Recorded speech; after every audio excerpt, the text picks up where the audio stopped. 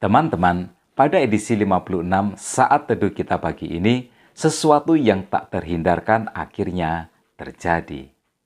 Yakub bertemu dengan Esau. Nasnya adalah kitab Kejadian pasal 33. Ayat yang pertama berkata, Yakub pun melayangkan pandangnya, lalu dilihatnyalah Esau datang dengan diiringi oleh 400 orang. Ini adalah situasi yang paling tidak diinginkan Yakub. Dihitung dari sejak pertama dia meninggalkan Berseba dan lari ke Haran, sudah 21 tahun Yakub berhasil menghindari Esau. Yakub menipu bapaknya Ishak untuk merebut berkat yang seharusnya milik Esau.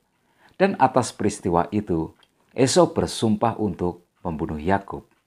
Jadi 21 tahun itu adalah keberhasilan Yakub menyelamatkan dirinya dari Esau. Dan 21 tahun itu juga sudah mengubah banyak Yakub. Dulu dia datang hanya dengan membawa tongkat saja. Sekarang Yakub punya 2 istri dan 11 anak, ratusan ternak, mungkin bahkan juga ribuan. Dia bukan lagi Yakub yang dulu. Tetapi di saat Yakub sudah memiliki segalanya, Tuhan berkata kepadanya, "Pulanglah Yakub ke kampung halamanmu." Dan itu berarti Yakub harus berhadapan dengan Esau. Bagi Yakub, Esau adalah kejahatannya di masa lalu. Esau adalah aibnya, Esau adalah sifat buruknya, Esau adalah karakter jahatnya, Esau adalah mimpi buruknya. Esau adalah masa lalunya yang kelam, yang dia berusaha untuk lari darinya. Tetapi sekarang itu sudah tidak bisa lagi. Dan sama seperti Yakub, kita juga punya Esau kita di dalam hidup ini.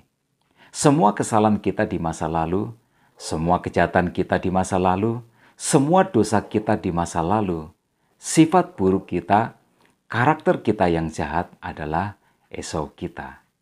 Nah, apa yang harus kita lakukan? Pelajaran yang bisa kita petik dari kisah ini adalah yang pertama, akui kenyataan bahwa memang ada Esau dalam kehidupan kita. Esau itu memang benar-benar nyata. Ayat 1 tadi berkata, waktu Yakub melayangkan pandangnya, Esau sudah berdiri di hadapannya dengan 400 orang pengikutnya. Dia tidak bisa lagi sembunyi atau lari. Yakub tidak bisa bersikap seolah-olah itu tidak pernah ada di dalam kehidupannya. Nah, begitu juga dengan kita. Kita harus mengakui bahwa kita memang punya Esau di masa lalu kita. Jangan pernah memutar balik cerita supaya seolah-olah kita tidak tampak salah. Atau membuat pembenaran atas sesuatu yang salah yang kita lakukan di masa lalu kita. Jangan. Itu adalah bagian dari perjalanan kehidupan. Dan kehidupan akan terus berjalan. Mengakui Esau di masa lalu kita adalah bagian dari pertobatan. Jadi, akui saja memang ada Esau di masa lalu kita. Yang kedua, berserah dirilah kepada Tuhan. Jangan pernah lari darinya. 21 tahun tidak cukup untuk Yakub lari dari kesalahan masa lalunya. Setelah 21 tahun itu, Esau akhirnya datang kepadanya. Jangan coba hadapi Esau dengan caramu sendiri. Di pasal sebelumnya, Yakub mula-mula mengirim utusan kepada Esau, tetapi tidak berhasil. Kemudian Esau memecah rombongan menjadi 2 pasukan, tetapi itu juga tidak berhasil. Dia tetap ketakutan. Akhirnya dia berdoa, tetapi itu juga masih belum membuat rasa takutnya hilang.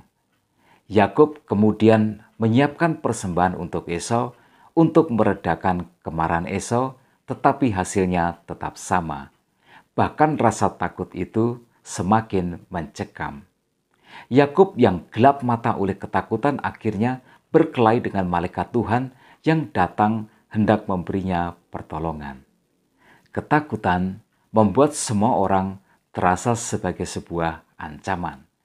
Karena itu, sikap yang terbaik adalah berserah diri kepada Tuhan.